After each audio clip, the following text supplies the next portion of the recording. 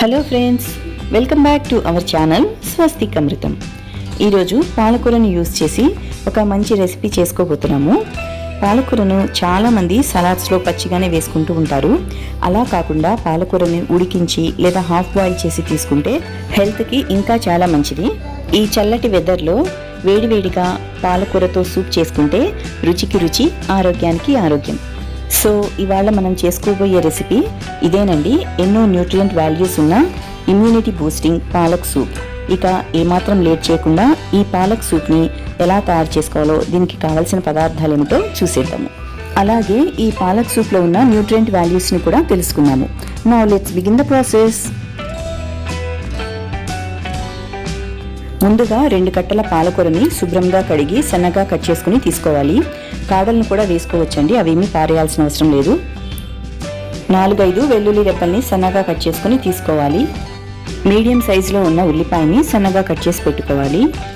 Soup thickness కోసం 1 table spoon శనగపిండిని తీసుకోవాలి. 2 టేబుల్ స్పూన్స్ జీలకర్ర పొడి, ఒక బిర్యానీ ఆకు, అలాగే ఒక 1/4 టేబుల్ స్పూన్ మిరియాల పొడిని రెడీ చేసుకుని పెట్టుకోవాలి. ఈ సూప్కి మెయిన్గా కావాల్సిన ఇంగ్రీడియంట్స్ని చూసాం కదా. ఇక యాక్చువల్ ప్రాసెస్ని స్టార్ట్ చేసేద్దాము.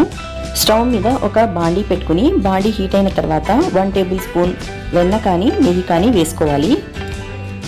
నేను నెయ్యి వేసుకుంటున్నానండి. ఈ నెయ్యి కొద్దిగా హీట్ అయిన తర్వాత మనం ముందుగా కట్ చేసి పెట్టుకున్న వెల్లుల్లి రెబ్బల్ని వేసుకోవాలి. అలాగే బిర్యానీ ఆకును కూడా వేసుకోవాలి.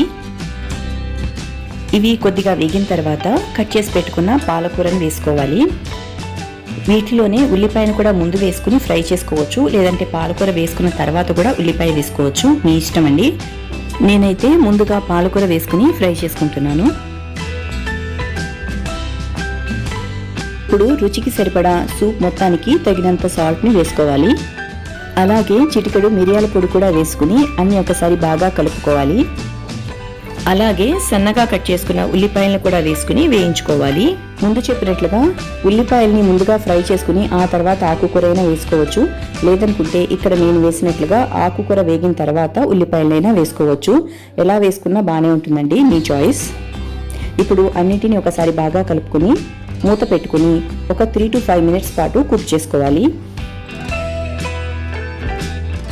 పాలకూర చాలా తొందరగా సాఫ్ట్గా అయిపోతుందండి, ఎక్కువ టైం అస్సలు పట్టదు. ఇవి 2 సాఫ్ట్గా అయిన తర్వాత 2 టేబుల్ స్పూన్స్ జీలకర్ర పొడి వేసుకుని బాగా మిక్స్ అయ్యేటట్లు కలుపుకోవాలి. ఈ స్టేజ్లో మనం వేసుకున్న bay leaf, onions, spice powders వల్ల మంచి అరోమా అనేది వస్తుంది. ఇలా అన్నీ ఒకసారి బాగా కలుపుకున్న తర్వాత స్టవ్ ఫ్లేమ్ని ఆఫ్ చేసేసి దీన్ని పూర్తిగా చల్లారనివ్వాలి. బిర్యానీ ఆకుని తీసేసి మిగిలిన మిశ్రమాన్ని మొత్తం మిక్సీ జార్లోకి తీసుకోవాలి.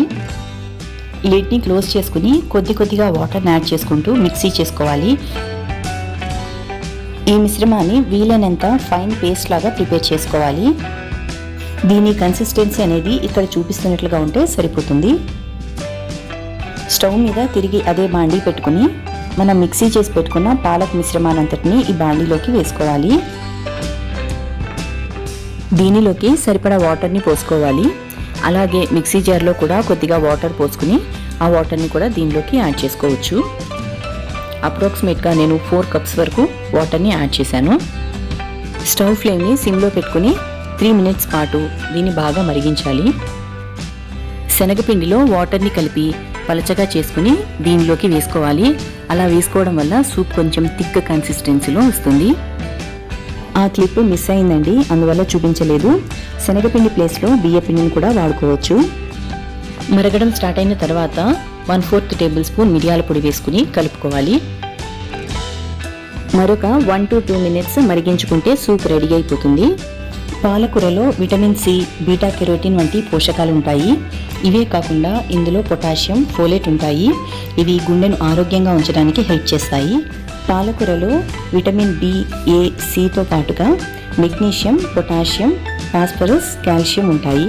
ఫిజికల్గా ఫిట్గా ఉండడానికి బోన్స్ అనేవి స్ట్రాంగ్గా ఉండాలి. ఈ బోన్స్ స్ట్రాంగ్గా ఉండాలి అంటే కాల్షియం అనేది ఉండాలి. కాల్షియం అనేది ఈ పాలకూరలో పుష్కలంగా లభిస్తుంది. కాల్షియం సప్లిమెంట్స్ తీసుకునే బదులుగా పాలకూరని తరచుగా ఆహారంలో తీసుకున్నట్లయితే కాల్షియం లోపం అనేది అస్సలు ఉండదు. ఫిజికల్గా చాలా ఫిట్గా ఉండగలుగుతాము. ఇందులో ఉండే మెగ్నీషియం మన శరీరానికి కావలసిన శక్తిని అందిస్తుంది. పాలకూరను తరచుగా తీసుకోవడం వల్ల ఇన్ఫెక్షన్ బారిన పడకుండా ఉంటాము. శీతాకాలంలో అజీర్తి, బద్ధకం, మలబద్ధకం లాంటివి పోగొట్టే దివ్య ఔషధం లాగా ఈ పాలక్ సూప్ పనిచేస్తుంది. రాత్రిపూట ఆకలిగా లేనప్పుడు ఒక కప్పు పాలకూర సూప్ తాగి పడుకుంటే శరీరానికి కావలసిన అన్ని పోషకాలు అందటంతో పాటుగా రోగనిరోధక వ్యవస్థ కూడా బలపడుతుంది.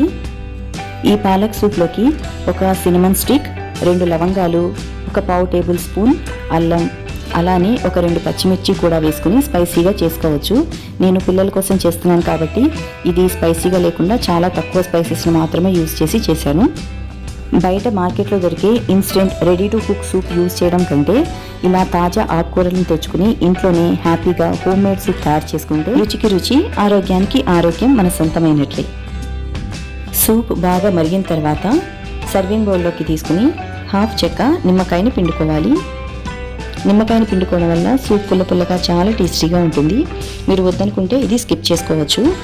అలాగే ఫ్రెష్ క్రీమ్ని కానీ పాల మీద మీగడని కానీ వేసుకుని సర్వ్ చేసుకోవచ్చు. నేను ఇక్కడ అమూల్ ఫ్రెష్ క్రీమ్ని యూజ్ చేస్తున్నాను.